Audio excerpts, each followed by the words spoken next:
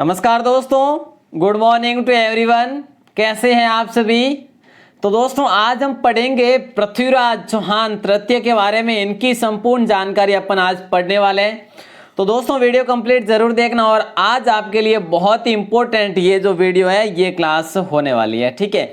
तो दोस्तों इनमें से कोई एक भी प्रश्न अपने पूछा जाए एग्जाम में तो बहुत ही अच्छी बात रहेगी। तो दोस्तों पृथ्वीराज तृतीय से पहले अपन ने पार्ट फर्स्ट पढ़ा था अजमेर और शाकंभरी के चौहानों के बारे में, अपना चौहान वंश है। और इसके अंतर्गत अपन ने विग्रह राज, इससे मतलब पृथ्वीराज चौहान से पहले विग्रह राज की संपूर्ण जानकारी पढ़ी, अपन ने संपूर्ण इतिहास पढ़ा उनके बारे में। तो दोस्तों आज अपन पृथ्वीराज तृतीय को देखते हैं और इनके इतिहास के बारे में जानकारी लेते हैं। तो दोस्तों स्टार्ट करते हैं और आप सभी ध्यानपूर्वक पढ़ेंगे, आप सभी से मेरी रिक्वेस्ट रहेगी। चलिए तो दोस्तों पृथ्वीराज, ये लीजिए पृथ्वीराज तृतीय के बारे में अगर बात करें तो ये चौहान वंश के अंतिम प्रतापी सम्राट हुए थे पृथ्वीराज चौहान। दोस्तों इनके जन्म की बात करें तो इनका जन्म हुआ था 1166 ईस्वी में। 1166 ईस्वी में इनका जन्म हुआ था। तो दोस्तों विक्रम संवत की अगर बात करें तो 1223 में इनका, विक्रम संवत 1223 में इनका जन्म हुआ।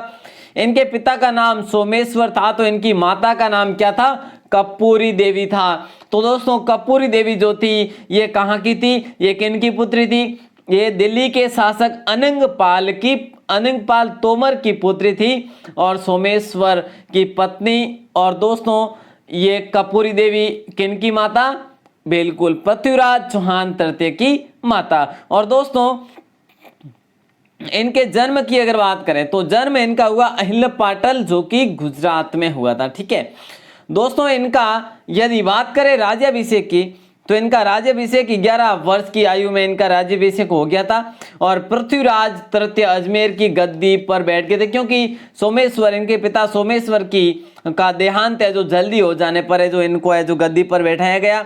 और दोस्तों सुयोग्य इनके जो उस समय के प्रधानमंत्री थे वो कौन थे, वो थे कदमदास। कौन थे दोस्तों, कदमदास दे जो कि कैमास नाम से भी जाने गए, ठीक है। तो दोस्तों ये चीज आप है जो ध्यान रखेंगे। और दोस्तों माता कपूरी द्वारा है जो शासन कार्य संभाला गया, ठीक है। और है जो बहुत कम समय में पृथ्वीराज ने भी कार्य संभाल लिया था, ठीक है। तो दोस्तों अपन आगे देखें तो पृथ्वीराज तृतीय की विजय, देखिए पृथ्वीराज तृतीय की विजय और युद्ध की जानकारी अपन इस वीडियो में देखते हैं। दोस्तों सबसे पहले इन्होंने जो नागार्जुन को हराया, उसके बाद भंडारकों का दमन किया। अब देखिए नागार्जुन कौन थे, पृथ्वीराज तृतीय के राजकाज संभालने के कुछ दिनों बाद ही, कुछ समय बाद ही उसके चचेरा भाई था नागार्जुन ने विद्रोह कर दिया, ठीक है। तो दोस्तों नागार्जुन ने विद्रोह कर दिया,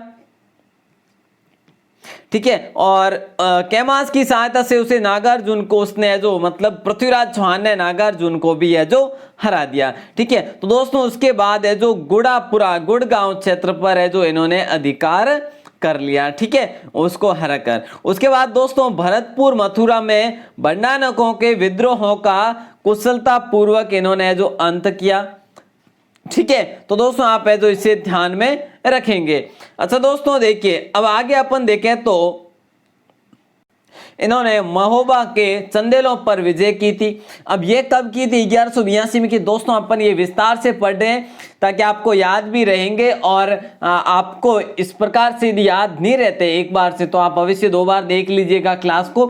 देखिए दोस्तों महोबा के चंदेलों पर विजय की कब, 1182 में, जो कि परमाल देव शासक थे वहां के, और उसको हरा कर जो संधि के लिए विवश किया था। उसके बाद दोस्तों चालुक्यों पर विजय की इन्होंने, और सन 1184 के आसपास गुजरात चालुक्य शासक भीमदेव द्वितीय की प्रधानमंत्री जो था वो था जगदेव प्रतिहार एवं पृथ्वीराज की सेना के मध्य नागौर का युद्ध हुआ। दोनों में संधि हुई और शत्रुता का भी लंबे मतलब अंतराल से जो शत्रुता चल रही थी उसका है जो अंत हुआ। तो दोस्तों रिपीट कर रहा हूं एक बार, इन्होंने देखिए नागार्जुन और भंडारकों का दमन किया। ठीक है। तो दोस्तों भरतपुर और मथुरा क्षेत्र में इन्होंने भंडारकों का दमन किया, ठीक है। और दोस्तों अगर बात करें तो आगे देखते हैं, महुआ के चंदेलों पर भी इन्होंने विजय की और चालुक्यों पर भी इन्होंने विजय की। तो दोस्तों कन्नौज से जो संबंध बने वो कैसे रहे, देखिए समकालीन जो कन्नौज शासक था वो था जयचंद गहेड़वाल था, और दोस्तों दोनों में साम्राज्य विस्तार को लेकर वैमनस्य उत्पन्न हो गया था।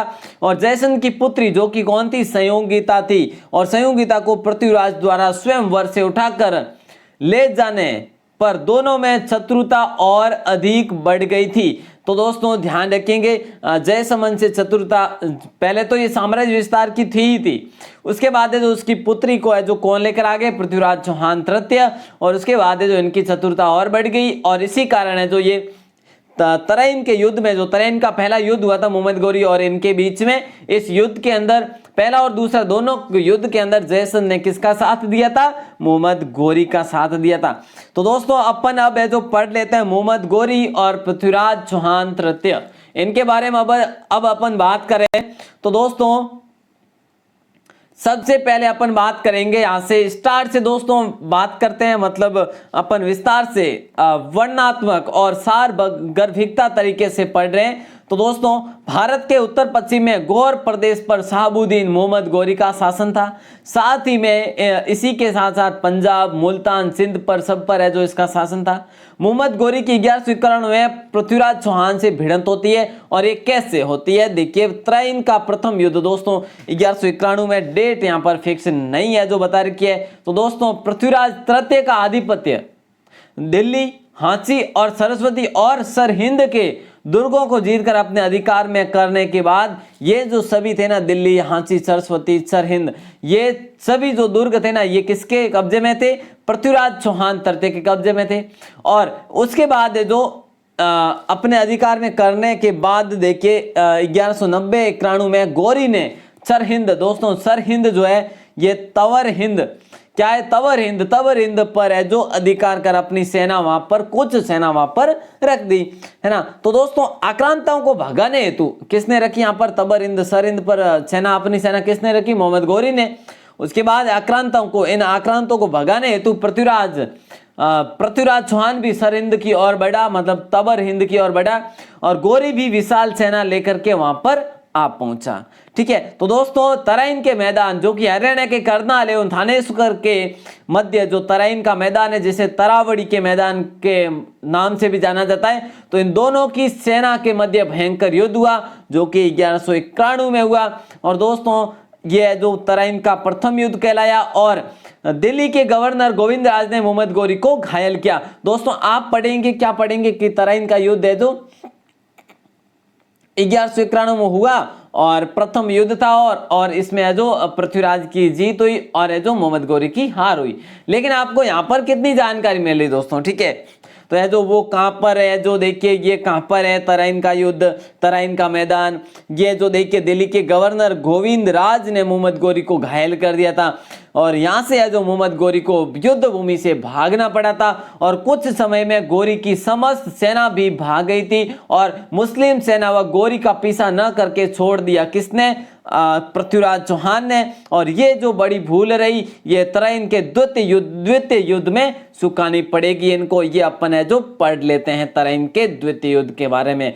दोस्तों अगर तराइन के द्वितीय युद्ध की ओर बढ़े अपन, तो प्रथम युद्ध के बाद पृथ्वीराज का जो मुख्य कारण रहा था इस युद्ध को हारने का, देखिए तराइन का तो पहला युद्ध था वो जीत गए थे पृथ्वीराज चौहान, लेकिन सेकंड युद्ध तराइन का द्वितीय युद्ध जिसमें पृथ्वीराज की हार होती है, क्यों, क्योंकि देखिए पृथ्वीराज जो पहला युद्ध करने के बाद ये आमोद प्रमोद में व्यस्त हो गए, ठीक है। और गौरी ने पुनः युद्ध हेतु सेना तैयार की, एक साइड में आमोद प्रमोद चल रहा था, दूसरी तरफ है जो सेना एकत्रित करके सेना की तैयारी चल रही थी। और 1192 में पुनः तराइन के मैदान में दोनों सेनाएं भिड़ी, कब, 1192 में, और मोहम्मद गौरी आधम का 1192 में, ठीक है। तो दोस्तों पृथ्वीराज के साथ उनके बहनोई कौन थे, मेवाड़ शासक समर सिंह थे। तो दोस्तों अपन ने पढ़ा था मेवाड़ इतिहास, तो आपको याद होगा ही, अपन ने पढ़ा था समर सिंह के बारे में भी। तो दोस्तों एवं दिल्ली गवर्नर गोविंदराज भी साथ में थे, दिल्ली गवर्नर वही जो प्रथम युद्ध में इनके द्वारा जो मोहम्मद गोरी घायल हुआ था। और दोस्तों पृथ्वीराज के साथ उनके बहनोई मेवाड़ शासक समर सिंह भी थे। और मोहम्मद गोरी यहाँ पर साम दाम दंड भेद की नीति से है जो मोहम्मद गोरी यहाँ पर जीता। और दोस्तों अगर बात करें अजमेर व दिल्ली पर गोरी का अधिकार हो गया और अजमेर का शासन पृथ्वीराज के पुत्र गोविंद राज को दे दिया गया। ठीक है। और दोस्तों गोरी ने पृथ्वीराज को बंदी बनाया और गोविंद राज को उनके चाचा, देखिए दोस्तों गोविंद राज जो कि गोविंद राज को किसने बनाया, शासक वहां का, मतलब शासन दे दिया कहाँ का, अजमेर का। ठीक है। और दोस्तों गोविंद राज को उसके चाचा हरिराज ने अजमेर से पदच्युत कर दिया और उसका अधिकार जो अपने में ले लिया। ठीक है, अपना अधिकार वहां पर कुल मिलाकर कर लिया। दोस्तों तब गोविंद राज ने रणथंभौर में चौहान वंश की नींव डाली थी। ठीक है, तो आप है जो ये ध्यान रखेंगे, गोविंद राज ने रणथंभौर में चौहान वंश की नींव इस कारण है जो डाली थी। ये अपन रणथंभौर का इतिहास पढ़ेंगे दोस्तों, इसके बाद चौहान वंश है जो अपना रणथंभौर ही पढ़ने वाले हैं। ठीक है, तो आपके द्वारा जो ये सारी जो वीडियोज है, क्लासेज है, ये देखी जानी चाहिए ताकि आपके है जो काफी जीके इतिहास है जो कंप्लीट हो जाएगा। ठीक है, चलिए तो दोस्तों अगर आगे अपन बात करें तो आगे आता है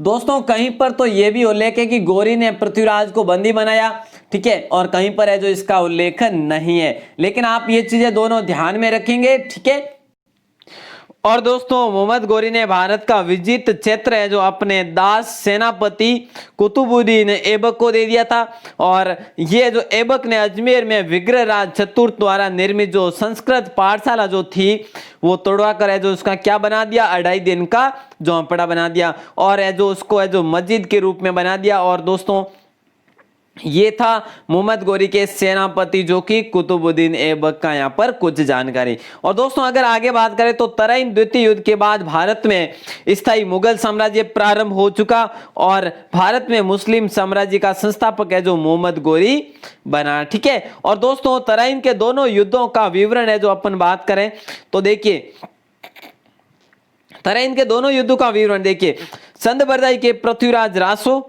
हसन निजामी के ताजुल मासिर और सिराज के तबकात ए नासिरी में मिलता है। ठीक है, तो दोस्तों अगर आगे बात करें तो इनके हारने के जो द्वितीय युद्ध हारा पृथ्वीराज चौहान ने, यह हारने के कारण क्या रहे, देखिए चारों ओर राजाओं को अपना शत्रु बनाना, ठीक है, और दूरदर्शिता का अभाव और आमोद प्रमोद में व्यस्त होना और युद्ध की तैयारी न कर आमोद प्रमोद में व्यस्त होना और दुश्मन को कमतर आंकना, ये इनके जो मुख्यतः जो कारण रहे थे। ठीक है, इसके बाद है जो इनके बाद ही है जो दोस्तों मुगल साम्राज्य है जो यहाँ पर स्थापित हो गया था। तो इन सभी कारणों से देश सैकड़ों वर्षों तक के जो गुलामी की जंजीरों में जकड़ा रहा। और दोस्तों ख्वाजा मोइनुद्दीन चिश्ती जो आए थे अपने राजस्थान के अंदर, वो मोहम्मद गोरी के साथ आए थे और पृथ्वीराज चौहान तृतीय के समय ही राजस्थान में आए थे। तो दोस्तों ख्वाजा मोइनुद्दीन चिश्ती की दरगाह कहाँ पर है, सभी को बताए ना, अजमेर में है। और इनके बारे में अपन है जो कुछ विस्तार से भी पढ़ लेंगे अपने समय रहा तो। ठीक है, और दोस्तों जयानक और संदबरदाई ये जो थे ये पृथ्वीराज चौहान के घनिष्ठ मित्र थे। कौन, जयानक और संदबरदाई। और दोस्तों वागीश्वर और जनार्दन ये कौन थे, ये पृथ्वीराज चौहान के दरबारी कवि थे। तो दोस्तों ध्यान रहे, ये चीज आप जरूर ध्यान रखेंगे, ये जो उक्त कथन है ना संदबरदाई का कि मतलब जिसने पृथ्वीराज चौहान ने तीर छोड़कर मारा था मतलब मोहम्मद गोरी को, ऐसा मतलब माना जाता है, ये अपन आगे भी देख लेते हैं। ठीक है, तो ये जो देखिए दोस्तों ऐसा माना जाता है कि सशर्त पृथ्वीराज चौहान अपनी बंदी आंखों से मोहम्मद गोरी पर तीर चलाते हैं और मोहम्मद गोरी मारा जाता है। और उसके बाद है जो पृथ्वीराज चौहान और संदबरदाई ये दोनों घनिष्ठ मित्र थे, दोनों ने आपस में है जो अपने अपने मतलब चाकू घोंप कर है जो अपने आप में आत्महत्या कर ली थी। तो दोस्तों ऐसा है जो माना जाता है। और इस प्रकार जब ये मारा था मोहम्मद गोरी को, तो दोस्तों ये जो संदबरदाई ने ये है जो उनको इशारा दिया था, उनको ये दुहा सुनाकर इशारा दिया था कि इस जगह पर मोहम्मद गौरी है जो इस स्थान पर मोहम्मद गौरी खड़ा है और इसको है जो आप मार सकते हैं। तो दोस्तों यहाँ पर क्या था, 4 बांस 24 गज, ये किसने कहा था, 4 बांस 24 गज अंगुल अष्ट प्रमाण और ता ऊपर सुल्तान है मत चूके चौहान, ये चंद्रबरदाई ने कहा था। और दोस्तों ये जो विवरण है ये किसमें, ये जो चंद्रबरदाई द्वारा लिखित पृथ्वीराज रासो में मिलता है। ठीक है, और दोस्तों चंद्रबरदाई द्वारा लिखित जो पृथ्वीराज रासो को उनके पुत्र जल्लर ने पूरा किया था। ठीक है, किसने किया था, जल्लर ने। और पृथ्वीराज के घोड़े का नाम दोस्तों नाट्य रंभा था। पृथ्वीराज के घोड़े का नाम नाट्य रंभा था। तो दोस्तों बूंदी के उमेद सिंह के घोड़े का नाम हुंजा था। इसी प्रकार महाराणा प्रताप के घोड़े का नाम तो आप सभी को पता ही है, चेतक था। तो दोस्तों आज बस इतना ही पृथ्वीराज चौहान के बारे में पढ़ा अपने। वैसे ज्यादा इंपॉर्टेंट है लेकिन मतलब ज्यादा टफ नहीं है, इंपॉर्टेंट तो ये, बाकी कठिन नहीं है। नॉर्मली आप है जो तरंग का फर्स्ट युद्ध, सेकंड युद्ध और क्या और है जो इनकी जो रचनाएं हैं और इनकी जो घटनाक्रम है वो आप याद कर लेंगे, तो बाकी ज्यादा है जो कुछ खास नहीं है। ठीक है, तो दोस्तों अपन इससे आगे अब रणथंभौर का इतिहास, रणथंभौर का चौहान वंश एक ही वीडियो में पढ़ेंगे कल। ठीक है, तो आप सभी बने रहेंगे। और आज शाम को अपने जो भी अजमेर और शाकंभरी का इतिहास जो अपन ने पढ़ा है, ठीक है, ये थ्योरी के माध्यम से ही अपन है जो आज प्रश्नोत्तरी टेस्ट के माध्यम से पढ़ लेंगे। तो दोस्तों ये जो नॉर्मल है ज्यादा मतलब कठिन नहीं है, इंपॉर्टेंट है बट कठिन नहीं है। तो दोस्तों आज अपना जो भी कुछ डाउट है वगैरह वगैरह है तो अपन आज शाम को क्लियर करने वाले हैं। तो दोस्तों आप सभी बने रहे आपके अपने YouTube चैनल राजस्थान क्लासेस के साथ, और आप सभी का प्रेम पूर्वक बहुत बहुत धन्यवाद।